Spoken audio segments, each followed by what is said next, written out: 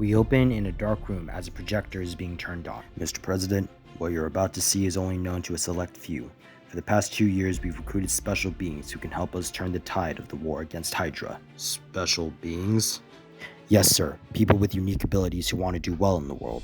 And who are these special beings? Steve smirks as we cut to a battlefield in Germany as American forces charge toward Hydra. Ha ha, we got him running! Don't get ahead of yourself. These men aren't the target. As the battle intensifies, a rocket launcher is shot towards Dugan and Peggy. Get down! The rocket reaches the pair but is stopped as a shield takes the blow. The pair look to see Captain America right in front of them. You guys get down. We'll handle the remnants. Steve Rogers, chosen by Dr. Erskine to become the first successful super soldier. He's the one who leads this little group and was given the name Captain America. Steve throws his shield and takes out 3 Hydra agents easily. Jay, where are you? A Hydra agent comes from behind him and is about to shoot Cap, but gets his gun taken away by a blur. The soldier is confused until he's taken down by the Flash. Sorry for being late. Had to save a couple families from a few tanks. Jay begins to run around the battlefield and takes out weapons from different Hydra agents. Jay Garrick, one of the younger members of this group. He was a college student who, after a toxic experiment went wrong, gave him super speed. He's now the fastest person on Earth, and we call him the Flash. Guards on the south wall are down. Buck?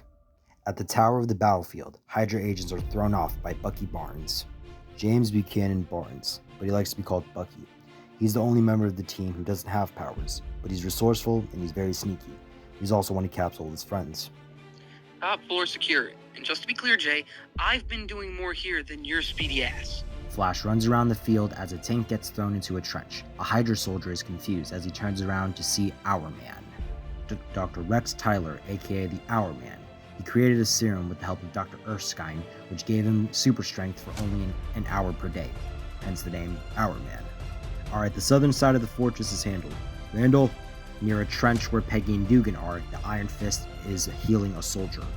On my way out now, Orson Randall, the Iron Fist. He hails from a mysterious place called Kun Lun. We found him near a plane crash, and with his healing capabilities, we thought he could be a good service member. Orson walks out of the trench and pulls out 2 pistols. His hands glow yellow and he shoots his guns that release 2 cheap-powered bullets that hit 2 Hydra agents and sends them flying. He gathers to count. Are you sure we got the right intel on this, Cap? Yes, the skull was last located here. Flash comes to the both of them. Well, if he really is here, we might be able to end this war here and now. Well, hopefully that's the case. I only got 28 minutes left. Where the hell is Diana? Just handling the big boys. The group turn around as they see a yellow lasso that holds a rock be launched to the tower. And lastly, we have our most powerful member, Diana Prince. She is a powerful woman who has the strength that rivals both Captain America and Our Man combined. We call her Wonder Woman. Anna lands to the ground as she pulls back her lasso. Captain, what's the play? Simple. The 4 of you hold the line here while Bucky and I enter the tower and find this Red Skull. You sure this is gonna work? Bucky zips down and the group look at each other. It has to. The group splits up as Cap and Bucky enter the tower. The 2 look around the base and find different experiments. What the hell is all this? Arnim Zola and Dr. Poison's creatures. This is creepy. Just then, an alarm is heard and Hydra agents completely surround the 2. Shit! Back on the battlefield, Hydra forwards their attack as Diana uses her lasso to protect soldiers from bullets. Garrick, get them out! Flash moves wounded soldiers away as we see Peggy and Dugan look around their surroundings. Where is Trevor? Right here, Peggy. Were you able to speak to the president? Yeah, and it took some time for him to believe me, but we have his support.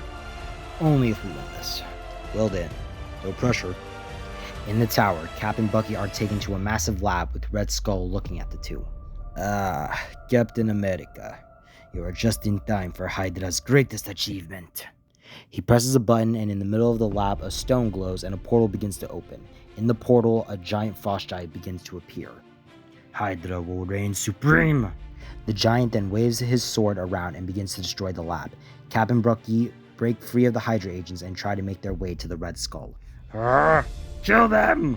Then a big explosion is made to the side of the building as Diana launches herself toward the giant and she cuts his arm in half and it melts away. By the gods. The rest of the team charges in and they face Hydra while Red Skull runs away. Skull's getting away! I can get to him! Flash tries to chase after Red Skull, but gets toppled by the giant as he freezes its legs. Diana continues to fight the giant and lays a killing blow to it. Rogers, Barnes, go after him.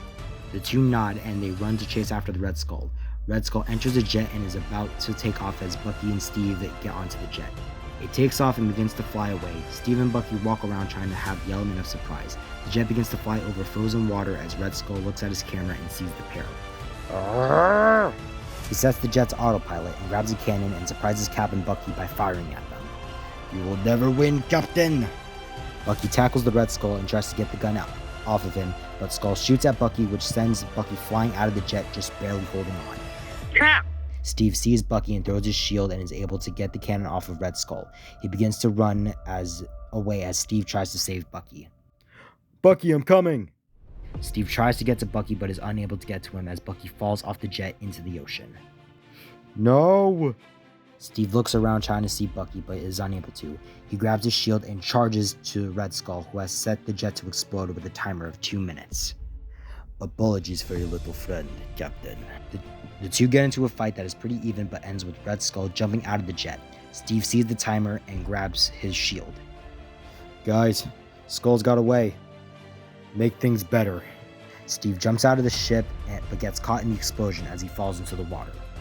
A few hours pass and on the battlefield the JSA mourn the loss of their friends.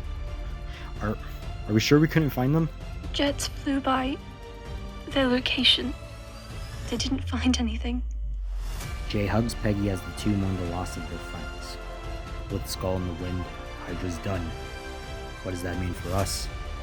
We go our separate ways. It's been a pleasure knowing you all. Diana. May we meet again, Steve. Diana leaves the battlefield and the group look with sadness as they recover from the battle they lost. But in the end, the sacrifices of Captain America and Bucky led the JSA to end the Second World War as we cut to black.